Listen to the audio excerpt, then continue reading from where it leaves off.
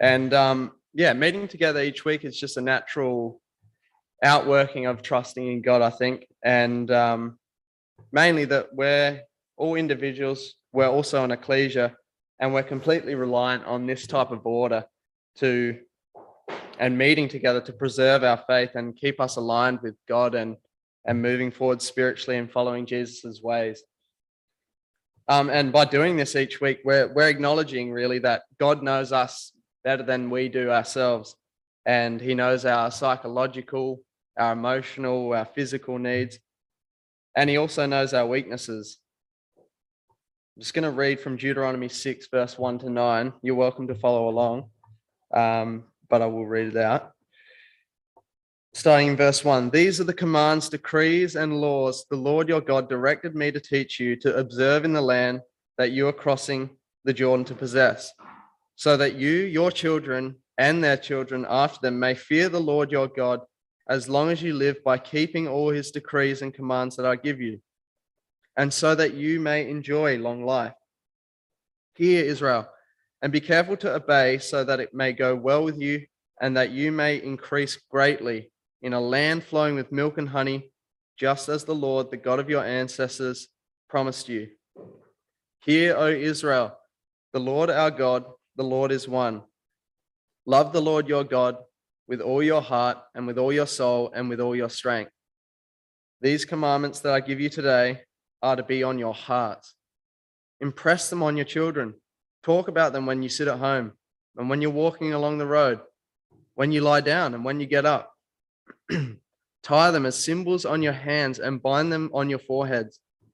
Write them on your door frames of your houses and on your gates.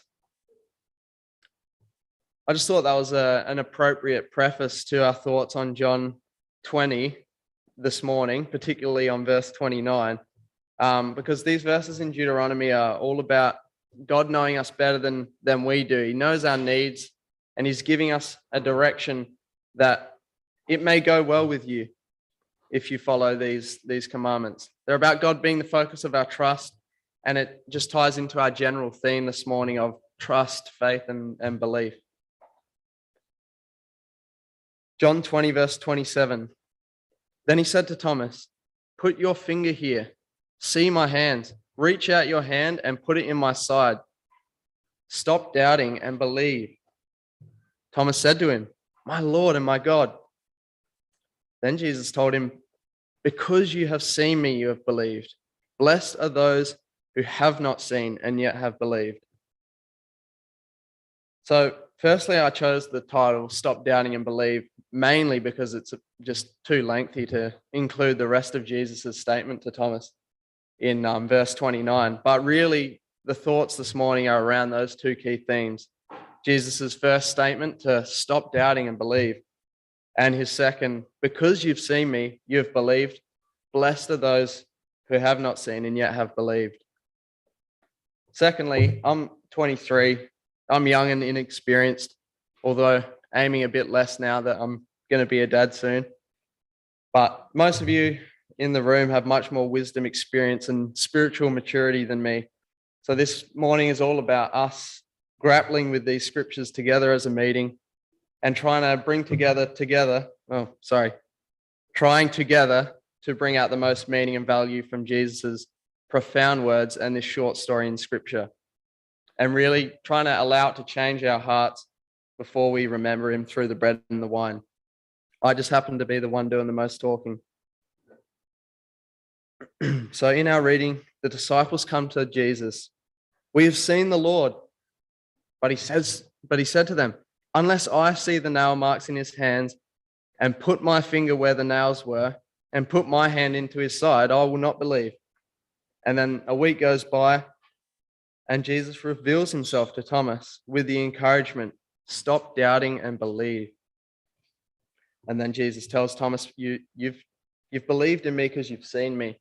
Blessed are those who have not seen and yet have believed. Now, when reading this, I automatically am trying to visualize how this interaction would have gone. I'm a visual person, so what's the body language like? What's Jesus's tone here? Was it a stern, stop doubting and believe?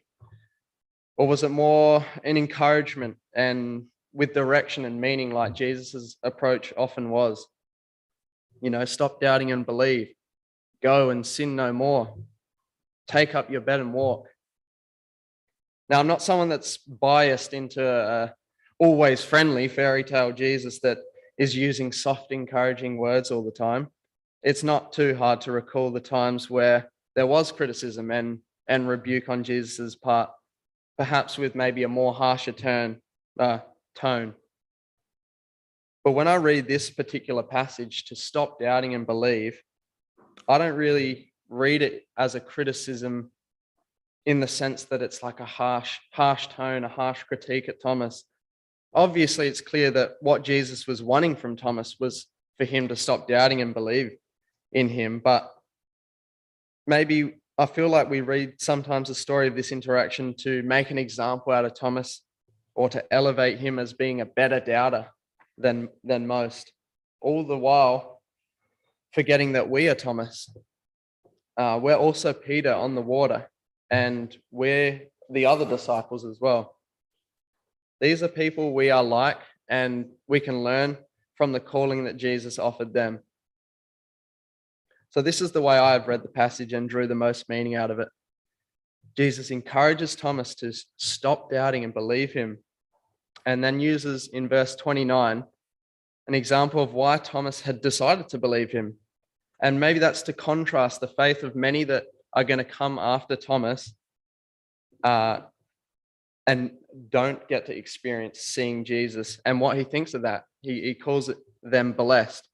And maybe it's also to shine a light of positive recognition on the men and the women of faith that came before Thomas, who also didn't see Jesus but had faith. Also might be worth quickly noting Jesus' actual criticism of the other disciples in Luke 24. If you want to come over there to verse 25, perhaps we have the story of Thomas highlighted in our minds as examples of doubt. But I just thought it'd be interesting to read Luke 24 and see the actual criticism there. Starting in verse 25. He said to them, this is Jesus, to the disciples, "How foolish you are, and how slow to believe all the prophets have spoken. Did not the Messiah have to suffer these things and then enter his glory?" While they were still talking about this, Jesus himself stood among them and said to them, "Peace be with you." They were startled and frightened, thinking they saw a ghost. He said to them, "Why are you troubled, and why do doubts rise in your mind? Look at my hands and my feet. It is I, myself. Touch me and see. A ghost does not have flesh and bones, as you see I have." And when he had said this, he showed them his hands and feet. And while they still did not believe it because of joy and amazement, he asked them, "Do you have anything here to eat?" And they gave him a piece of broiled fish, and he took it and ate it in their presence. I mean, in the inspired NIV, there's actually an exclamation mark when Jesus calls them foolish. It's a bit harder for me to read these verses in contrast to the ones about Thomas as a nice, friendly Jesus. This seems to be, for me, a bit more of like a rebuke. Anyway, it's just a side note that I thought was interesting. Back to Thomas. This morning, I want to focus less on the contention about whether Thomas was right or wrong, or good or bad in this situation, and the lessons we can learn from his failures as a doubter. But rather, I want to focus on us as doubters and what the real meaning and value we can draw from this interaction, and Jesus' direction and encouragement. Also, positively, the blessings that Jesus extends to those that fit into the category of believing while not seeing him. I mean, we could dig into the endless details and make an example of Thomas or the other disciples. Maybe we ought to have a debate who was worse off. Was Thomas worse off? Or were the other disciples who were called foolish worse? I'm no psychologist or philosopher, but the words ring loud in my ears of Thomas wanting to touch Jesus and put his hands in his side. And Jesus said, "Put your fingers here, see my hands, reach out your hand and put it into my side. Stop doubting and believe." This reminds me a lot of myself and, to be honest, humanity in general. We want to know things. We trust in the tangible. We want to ground ourselves in what's real, the touch, the taste, the smell, the see, the hear. Unless we see the nail marks in his hand, unless we touch him, we won't believe. It sounds like us a lot, doesn't it? And it doesn't really require that much humility to admit it. It's against our nature to believe without seeing, or believing without a basis in reality, what we can see and touch and smell. And perhaps whatever level of belief and trust we have in Jesus currently is maybe one of the few cases where we do go against our natural bias and we believe without seeing the physical. We can't see him, we can't touch him, and maybe we've asked for signs to help us with our unbelief. We crave the certainty and structure that comes with our senses, and we back ourselves with that. And Jesus' calling and encouragement to Thomas and to us is to stop doubting and believe. It's the same calling to Peter when he reached out his hand. It's the same calling to us. And perhaps even more so given the age that we live in. Hebrews 11, verse 1. This is faith in action, a pretty common chapter. Now, faith is confidence in what we hope for and assurance about what we do not see. This is what the ancients were commended for. By faith, we understand that the universe was formed at God's command, so that what is seen was not made out of what was visible. This chapter is absolutely fantastic, and just these few verses are profound, and they also have profound implications. Verse 3 is probably the most backwards thing you could say to the modern day man or woman. And we're going to talk about these verses shortly, but I just want to make a quick reference to why I think faith, belief, and this message of stop doubting and believe is just a beautiful reminder to us in our current society.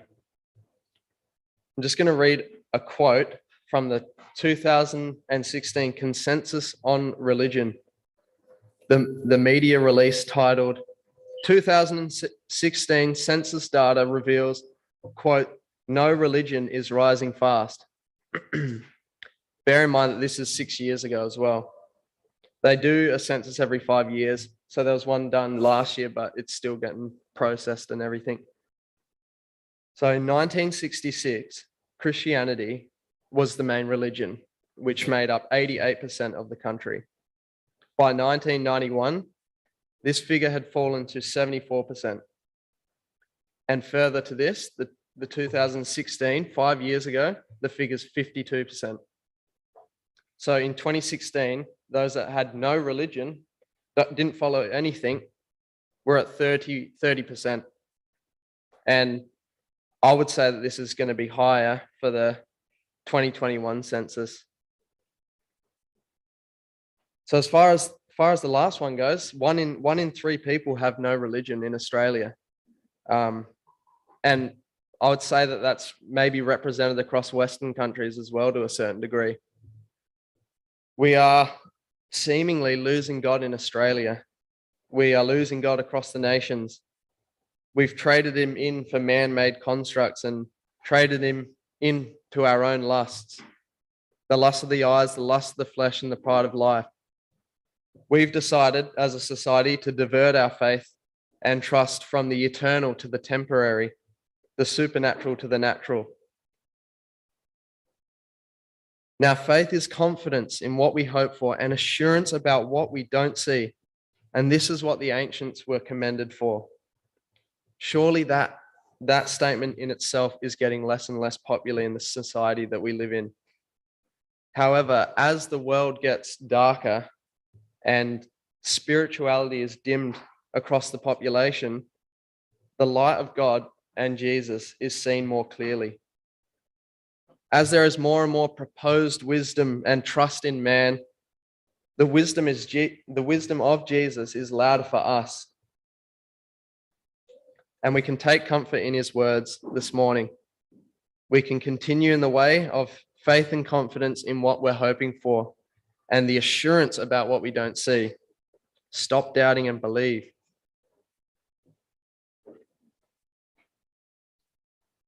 Now, I don't believe that today is necessarily spiritually harder than any other age.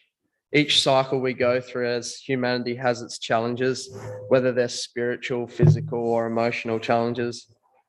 But I would say that maybe today isn't the easiest time to be a man or a woman of God. And so the message that Jesus offers us today is very comforting and encouraging to stop doubting and believe. And we're blessed if we remain in that belief while we don't see Jesus. And we know that if we continue in this confidence which we hope for, we will be rewarded. As Revelations 22 verse 12 say, "Look, I am coming soon. My reward is with me, and I will give to each person according to what they have done." So the exhortation to us through Jesus' words to Thomas is a direct statement to us at Hunter Valley. We are blessed if we keep on believing while not seeing Jesus physically. That's something we can hold on to. Those words are comforting and encouraging. And without trying to drag on one point, we're all aware of how that faith and belief is formed and built upon. Answer it in your heads. How does faith come, HVE members? Faith comes from Romans 10, the well-known passage. Faith comes through hearing the message, and the message is heard through the word about Christ. So as a fitting pair to Jesus' words this morning to Thomas, we can continue in the belief and faith that we've already committed to by hearing and continually hearing the message through reading God's amazing word and being in communication with him through prayer and just doing these things continually through life. And also being a part of the community, our Hunter Valley and other community activities, and just continuing on in our belief while he hasn't yet returned and we don't see him, we can continue in that. I also think a huge part of faith and our trust and belief in Jesus and God is through our personal experience. We don't need to go through the endless Old Testament scripture that supports this. It kind of goes without saying. Faith is built upon by internal truths, feeling the experience of Jesus and the wisdom of him. But something I've experienced in my life is having that feeling that those intuitive beliefs or experiences, seeing wisdom, or those are sometimes a lesser commodity in the current economy of knowledge and what makes up an appropriate belief. Perhaps even cast to the side as just subjective, not cold hard facts. Those aren't objective knowledge or truths. Is your experience peer reviewed? Do you follow? Can you relate with that? Perhaps not. Sometimes it seems that unless we follow the method that the modern man has set out for us as the pathway to knowledge, it's taken less seriously. Maybe I'm touching particularly on the faith versus science and division there, but also just generally on the consensus of our current society of what is truth and how should we attain that truth and knowledge. And to me, the methods of attaining truth seem to lean to the side of logic and reasoning and scientific method. And I'm not saying that there's anything inherently wrong with these things. Let's be clear on that. In fact, we are in debt to a lot of the positive aspects those fields, which is an extension of that thinking, have brought to our daily lives.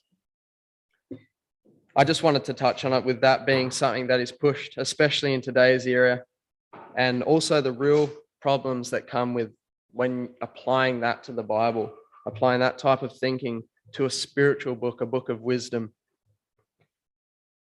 And it can sometimes be quite the stunt to our faith when we get wrapped up in that thinking. I've certainly felt this experience myself, and I doubt I'm isolated with those experiences. Maybe the feelings of needing to get on that level of logical rigor and pair that with my faith.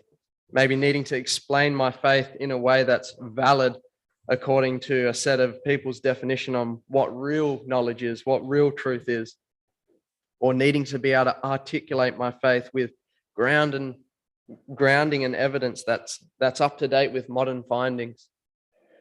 Again, I'm not criticizing this type of thinking or approach inherently. I'm just touching on when they're applied incorrectly and what that can do to our faith and belief.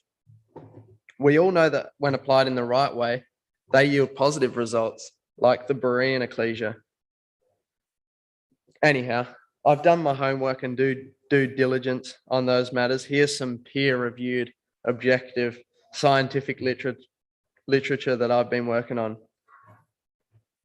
Nobody can discount the reality of Jesus in our hearts. We don't need to provide a grounding for that. That's our reality. We experience Jesus in our hearts. And sometimes we can't articulate everything all cleverly. That's just our belief system and faith in Jesus. And I don't think that's something to be ashamed of, just because some logical and reasoning folk have told you that it is.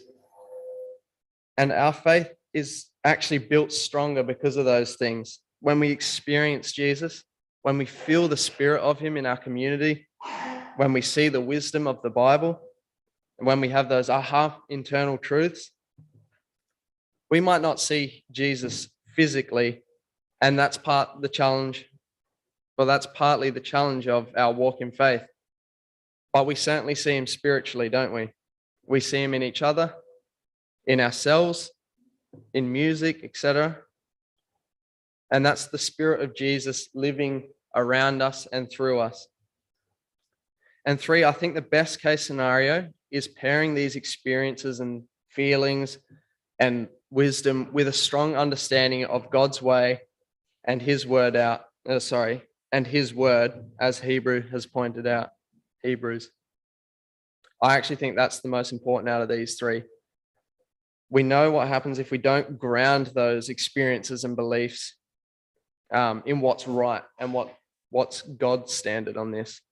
We can tilt out of balance, and those feelings and beliefs that would be beneficial to our faith, if they are contextualized and supported by God's way, can actually hinder us from God, as our feelings and beliefs turn into commandments of men, as Jesus says.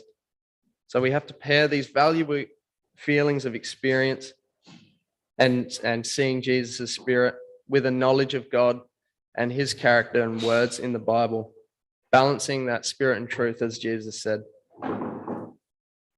And I guess by highlighting these things, I know we've spent a bit of time away from the scriptures, but I thought it was important to talk about. And I guess I'm just highlighting because we've moved a certain way in society towards the thinking and trust in men's cleverness, God never changes. We don't need to succumb to the modern day expectations. Our truths and what we know of Jesus and our faith in him, that's what matters. And we should pair that with an understanding of God and his message of truth. God never changes. Our society certainly does. We continue cycling and go through different cycles. We don't necessarily have all the answers in 2022, do we? In contrast to what we might profess. In fact, we probably have few of the answers in a spiritual sense. But God never changes. We'll come up with new things and we'll keep going through different cycles, but he never changes, and we can continue to grasp onto God and those things that we have just talked about in assisting us in the encouragement from Jesus to stop doubting and believe. So hopefully we've wrestled with the scriptures this morning and brought some of the meaning in Jesus to Thomas, in Jesus's words to Thomas, and the exhortation to us at Hunter Valley to stop doubting and believe. And we already have that level of belief. We can continue that belief and stop doubting in the areas that we doubt. And we've just read how that happens. If we read his word and pray continually, and if we build on that faith with personal experience, seeing the Spirit of Jesus, and we can own that. We don't have to feel accountable to our age or feel stupid or in debt to a certain standard. And we also build on that by being a part of the community in worship and belief together. And hopefully, as part of that package, we remain blessed through believing in Jesus while we currently don't see him physically. And Jesus knows his calling isn't necessarily easy. It wasn't easy for Thomas, was it? Or Peter or the other disciples? But it is doable, and Jesus' words of encouragement of being blessed for that belief can guide us forward and motivate us. And whilst we don't see him in person, we certainly see him in spirit, and we can take part in that through seeing his spirit in others and being lights ourselves and outworking his spirit in the community. And we also experience it through music and many other forms. And finally, as the world gets darker spiritually, God gets brighter for us. And the words this morning from Jesus to Thomas are so relevant to us today. Firstly, to stop doubting and believe. And secondly, to remain in that blessing that comes with belief while not seeing Jesus. And we all certainly look forward to the reward that is associated with this belief and trusting God and following Jesus. Again, that passage from Revelation 22, verse 12. Look, I am coming soon. My reward is with me, and I'll give each person according to what they've done. So let's dwell on those words as we remember Jesus through the bread and the